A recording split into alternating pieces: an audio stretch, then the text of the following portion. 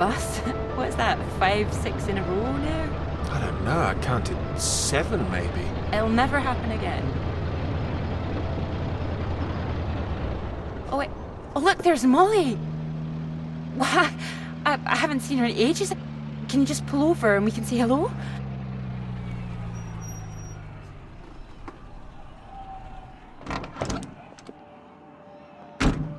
Moles! Clara! Ah, it's wonderful to see you. Well, you can't miss us all today. Is this your handsome bus driver? I didn't call him that. Molly, this is Peter. Peter, this is Molly. I've heard. Heard what? You'll be joining us, I hope. Joining you here outside? On the big march? From Aldermaston, the atomic weapons factory.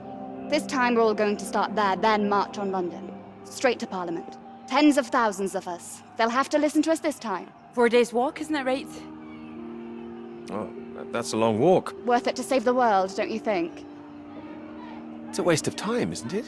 If this is a waste of time, I'd like to know what really was worth someone's time. Oh, sorry, Peter, Molly is a lecturer at the college too, when she's not showing me the ropes or working on her opus. Oh, that's all done now. The paper's published. Oh, that's wonderful. Good riddance, too. I couldn't bear having it hanging over me any longer.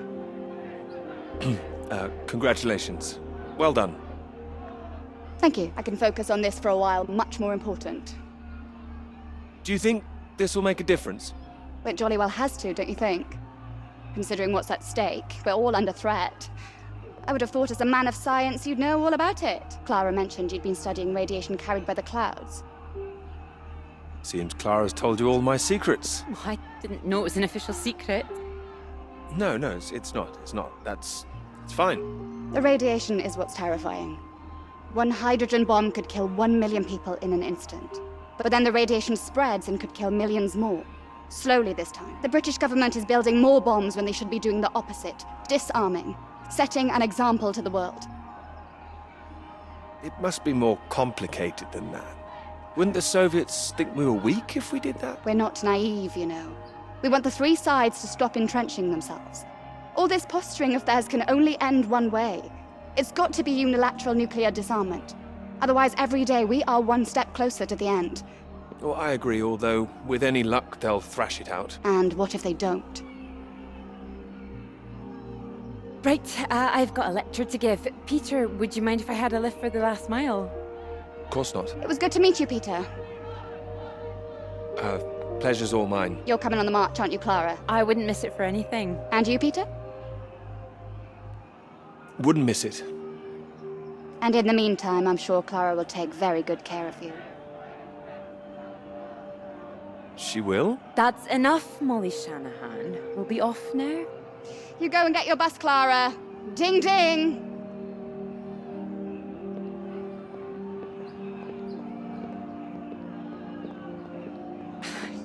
Impressive, isn't she?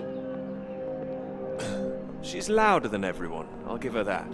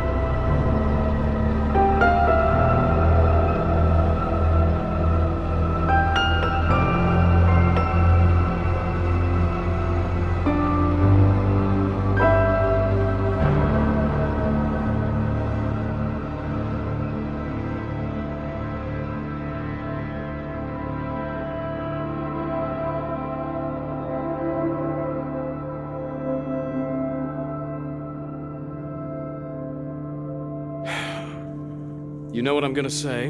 I've got a pretty good idea. You need to get out more. I will, I promise. Good to hear, old chap, but we've heard it before. I have to say, I've never really understood it. Here you are writing about clouds, and yet you never see the sky. Very good. But it won't last forever. I'm really getting somewhere this time. Well, let's see some of these words then, shall we? Come on. Man or a mouse? It's always top secret, is it? You can trust me.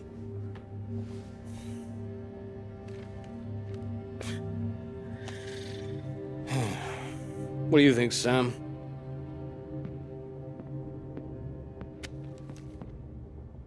I'm sure some of it is very good.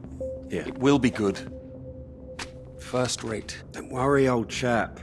Well, we'll hit that wall sometimes. It's all part of writing a paper. Now, come on, don't be so modest, Sam. You dashed yours off in a few months. Well, maybe I was fortunate, but the point is... The point is, you set your sights straight and true, sat down and wrote the damn thing. It wasn't quite like that. Well, you did it, and now here you are, senior lecturer. Which makes two of us.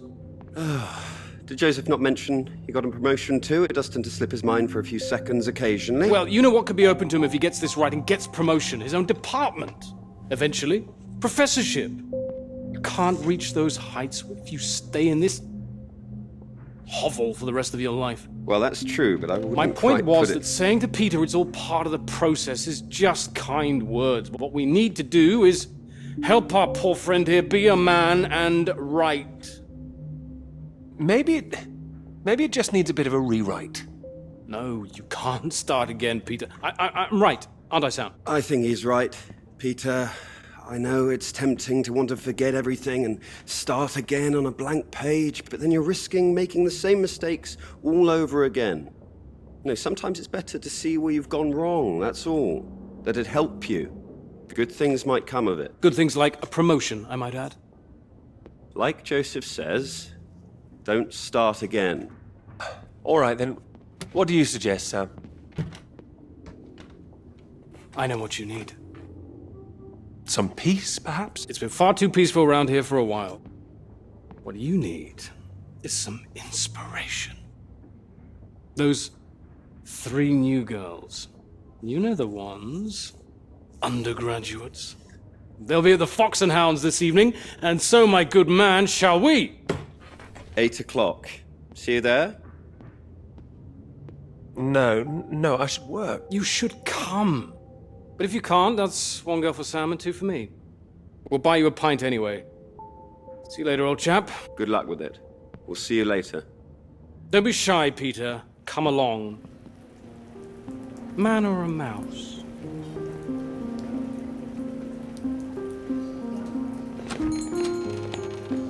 Oh, there you are. 7 o'clock, I thought you said. Oh, fashionably late. Come sit, I'd got you some tea. Oh, great idea, thank you. Sugar for you? Yes, 2 for me, please. Okay.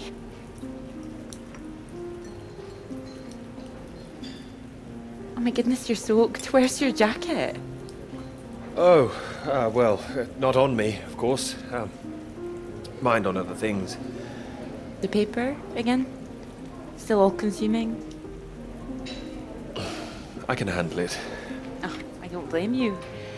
I've been thinking about it quite a bit too. You have?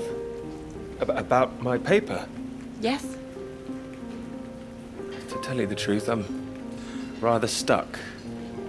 I gathered. Could you finish it for me, do you think? I thought you could handle it. I can. Well, it's a beautiful idea. I think that's why it stuck with me. I know. It could be something great. It could. It would be like having a superpower. Being able to predict the paths of the clouds. And next step, control the weather. You could be Cloud Man. Are you taking this seriously? Well, you could predict when it's going to rain, at least. This weather reminds me of home. Was it this miserable all the time?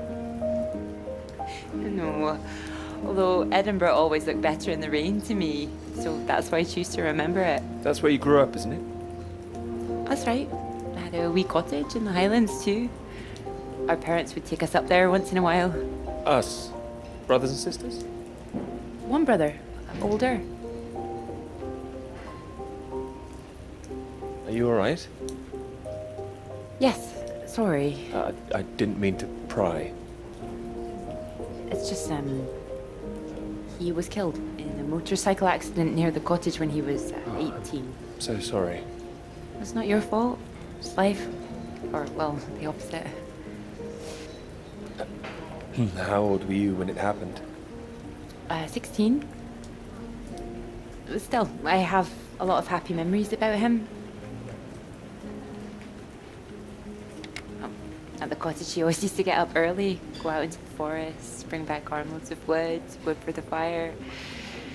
It was sweet, really. The house was already warm for us. I like the sound of doing that. I could do that. Grab an axe, go out each morning, chop wood. So you could be the woodsman, then. Oh, better than the cloud man. Stronger. Oh, no, I like Cloudman. So, these clouds, your beautiful subject. What do you think you need? Oh, well, that's simple. More readings to work with. Sounds achievable.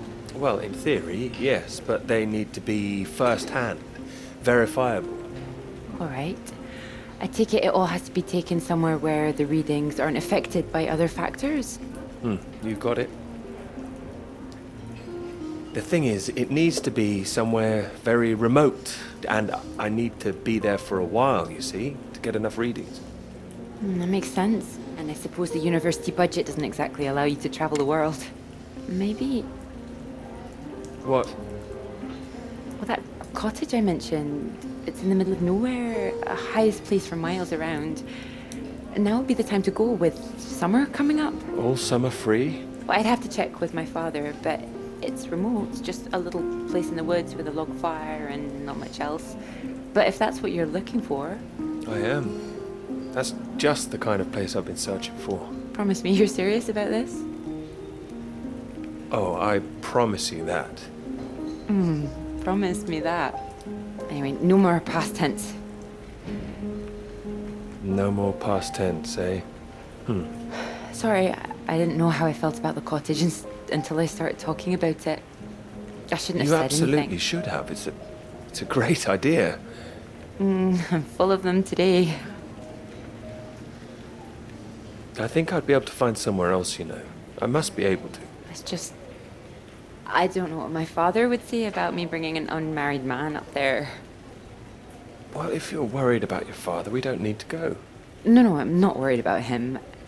He's just not exactly modern. Not exactly ringing the changes like Moll's. Doubt her father even knows what she's up to. You saw Moll's on that march, didn't you? Striding forward at the front. Quite the force of nature. Mm-hmm.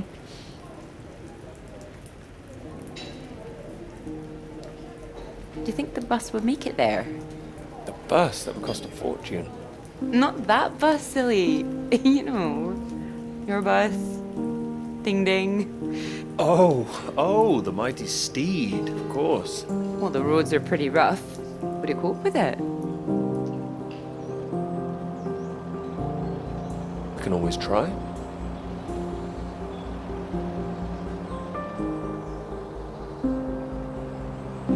Careful. We want to make it in one piece. We do. I didn't suggest the route. Just keep driving. I know it seems to go on forever. Just trust me. The cottage is only a few miles away now. I'm excited to see it. Me too. I haven't been here in so long. I'm a bit nervous. I don't know. I don't quite know if things will feel different coming back. I hope you like it. Oh, I'm sure I will.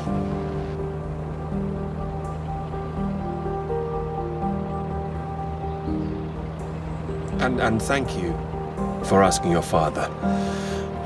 I know this is a big thing. Well, I told him I was taking a friend. I didn't mention you were a man. Do you think he'd disapprove? Not exactly, no. Well, he is very old-fashioned, but... Well, thank you for coming along. Well, inviting me and coming along. Oh, no. I mean, without me, how'd you find it for a start? I couldn't rightly let you run away all by yourself. So you're running away with me? Stop it. This is purely professional, isn't it? We could run away. Ditch the paper. Live in the woods. You are being presumptuous, aren't you? No, I'm here to help. You'll need help with the equipment and recording all the data, all that. I couldn't leave you stranded up here in the middle of nowhere. I'd build us a shelter, be the man of the woods. Oh, he's back, is he? The woodsman? I'm telling you, I could do that. Just be the kind of man who remembers to fill up the tank when we're off to the middle of nowhere. Well, I am. I hope this isn't a big mistake.